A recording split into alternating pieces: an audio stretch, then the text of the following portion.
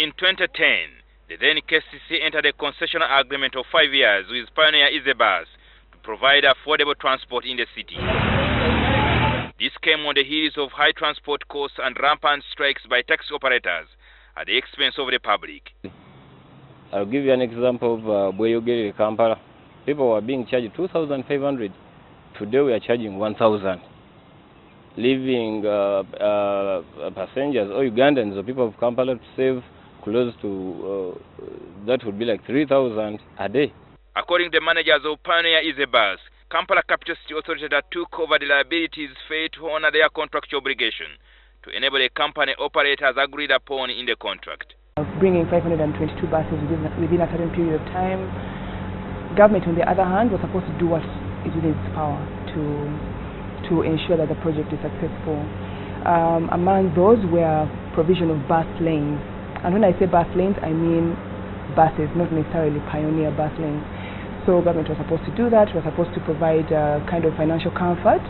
According to documents NTV has seen, Pioneer Bus was given exclusive rights to some city routes, and KCCA promised to set up bus lanes, but this has been flouted. Bweyogere Kampala, Namugongo Kampala, Luzira Kampala, then we have other routes in Gaba.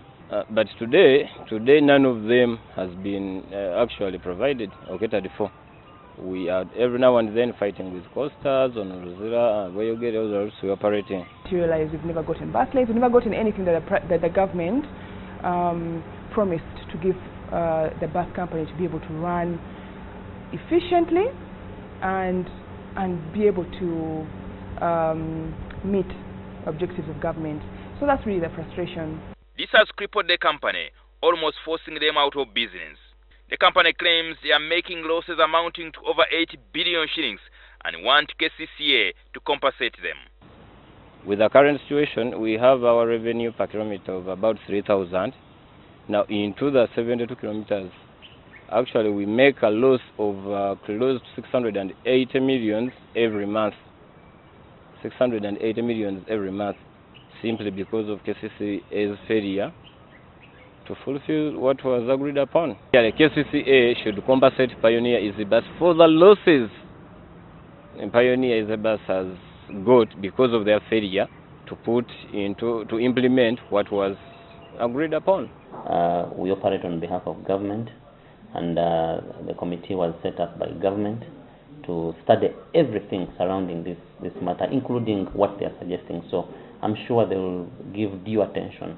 However, the spokesperson of KCCA, Peter Kauju, says the authority, together with the Office of the Prime Minister, were tasked to review Pioneer Bus contract, and a report to this effect is yet to come out. That committee started its work. They have spoken to KCCA, they have spoken to URA, they've spoken to Pioneer, and these engagements are still ongoing. We have appealed to the Prime Minister, we've appealed to the President himself to make sure that this project takes off, and also shared with them the challenges that the new management of KCC under the Executive Director currently is not helping really, and it's kind of self-defeating because that was government's project and policy to begin with. In 2012, Parliament investigated wrangles between Pioneer Bus, Mukono local government and Wakiso, and recommended that KCCA reviews the contract to enable the company operate. Jingo Francis, NTV.